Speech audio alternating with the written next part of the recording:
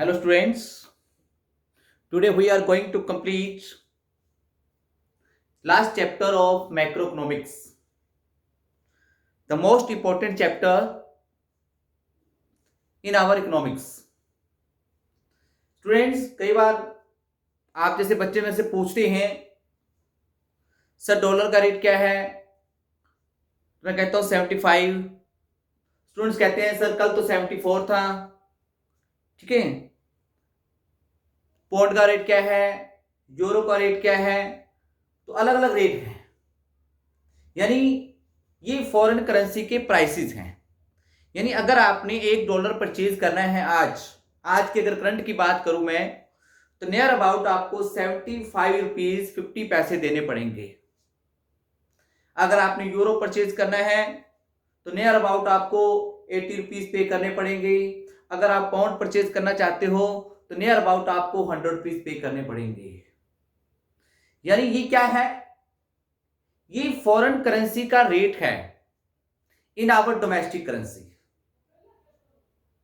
जिसे हम लोग कहते हैं फॉरेन एक्सचेंज रेट, यानी फॉरेन करेंसी के रेट, ठीक है।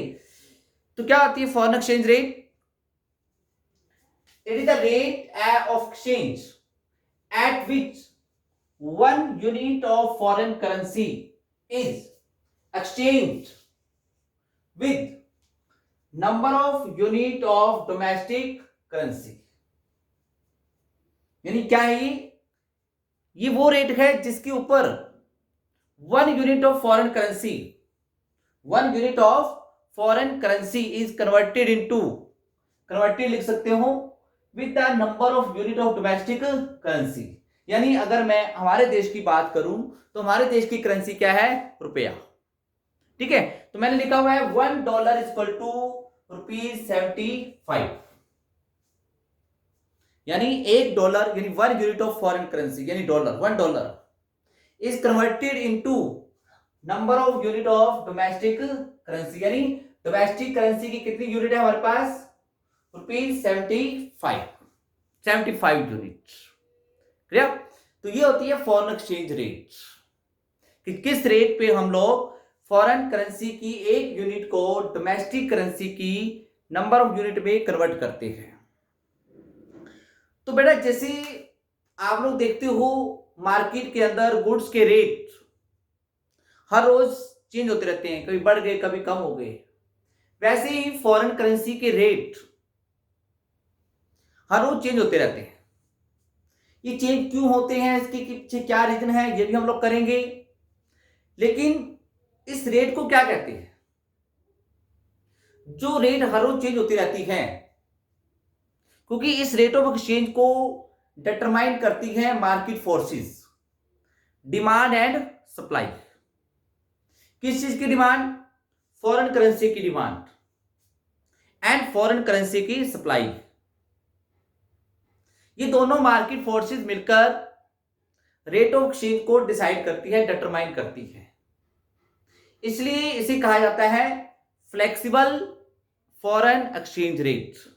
ये फ्लेक्सिबल है मतलब क्यों? हर रोज चेंज होती रहती है। ये फ्लोटिंग है, ये फ्लोटिंग एक्सचेंज रेट है, मतलब हर रोज फ्लोट मतलब तैरते रहना, मतलब हर रोज चेंज होती रहती है, हर मिनट हर पल चेंज होती रहती है। तो इसे कहा जाता है फ्लेक्सिबल एक्सचेंज रेट। लेकिन आज से कुछ साल पहले रेट ऑफ एक्सचेंज हुआ करती थी फिक्स्ड, जिसे हम कहते थे fixed exchange rate. It is the rate of exchange, fixed exchange rate is the rate of exchange which is determined by government and remain fixed। जो पहले हुआ करती थी रेट ऑफ एक्सचेंज वो फिक्स हुआ करती थी, इसको गवर्नमेंट डिसाइड करती थी, किसी भी कंट्री की गवर्नमेंट अदर कंट्री के साथ। लेकिन डिटरमाइन कैसी होती थी? ये एक्सचेंज रेट डिटरमाइन होती थी किसी भी करेंसी की गोल्ड वैल्यू के बेस के ऊपर, कि उस करेंसी की गोल्ड परचेजिंग पावर क्या है। इसलिए हम लोग उसको गोल्ड एक्सचेंज रेट सिस्टम भी कहते हैं, गोल्ड एक्सचेंज रेट। इसको हम एग्जांपल से समझते हैं।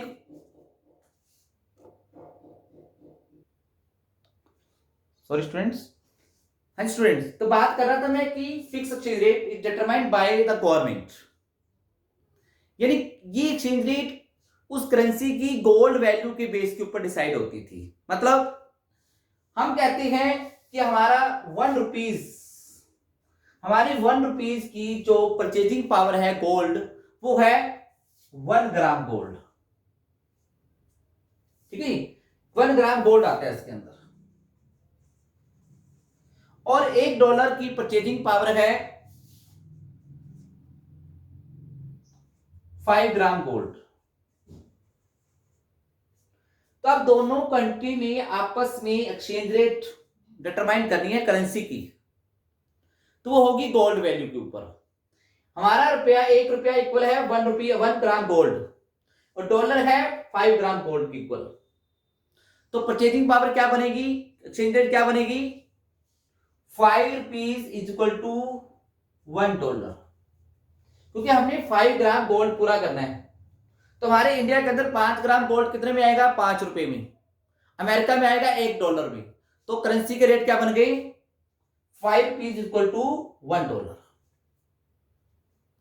ठीक है ना, मतलब every country has to declared determined the value of its currency into gold, यानी हर कंट्री को अपनी करेंसी की वैल्यू गोल्ड में बतानी होती थी, गोल्ड की परचेजिंग पावर। उस बेस के ऊपर एक गवर्नमेंट एक करेंसी का दूसरी करेंसी के साथ एक्सचेंज रेट डिटरमाइन करती थी, जो कि फिक्स रहती थी till change by the government. जब तक गवर्नमेंट नहीं चाहेगी उसमें चेंज नहीं होगा। ठीक है ना, तो इसके बारे में डिटेल में मैं नेक्स्ट वीडियो में बताऊंगा आपको। ठीक है, इसकी मेरिट और डीमेरिट। पहले हम करते हैं फ्लेक्सिबल एक्सचेंज रेट। मैंने आपको बताया जो आजकल सिस्टम चल रहा है वो क्या है, फ्लेक्सिबल एक्सचेंज रेट सिस्टम है। कौन सा, फ्लेक्सिबल। मतलब फ्लेक्सिबल एक्सचेंज रेट क्या होती है, it is the rate of exchange which is determined by market forces, means supply and demand in foreign exchange markets। यानी हम लोग जो फॉरेन करेंसी की डिमांड और सप्लाई करते हैं, जिसे मार्केट फोर्सेस भी कहते हैं, वो दोनों मिलकर आज की एक्सचेंज रेट को डिटरमाइन करते हैं। कैसे करते हैं, उससे पहले हम टॉपिक करते हैं why do we demand for foreign currency. Demand for foreign currency,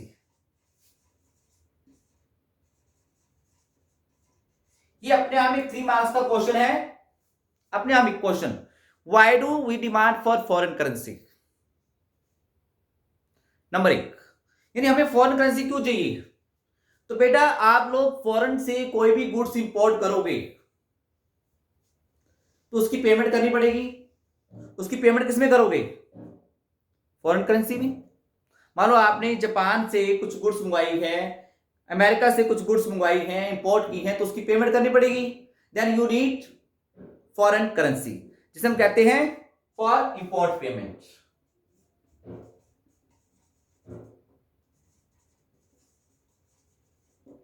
हाँ जी, ये तो आपने गुड्स मंगवाई।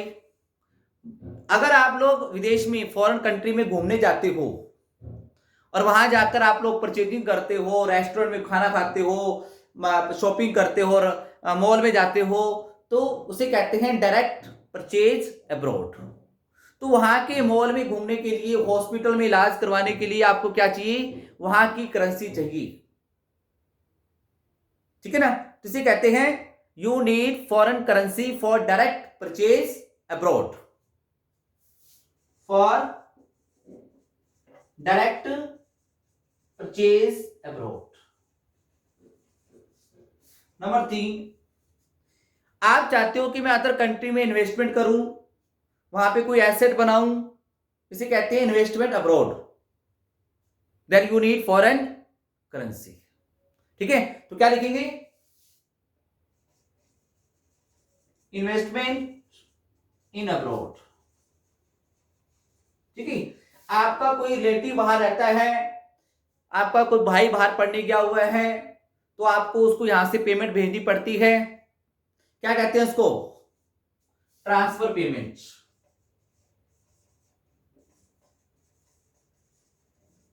ठीक है।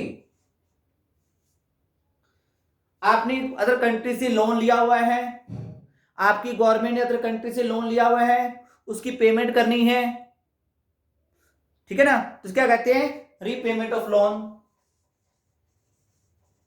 रीपेमेंट ऑफ लोन, ठीक है।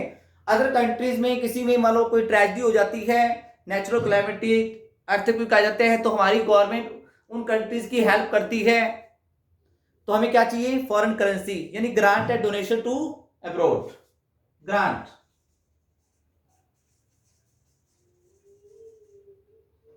ठीक है, तो हमें चाहिए फॉरेन करेंसी।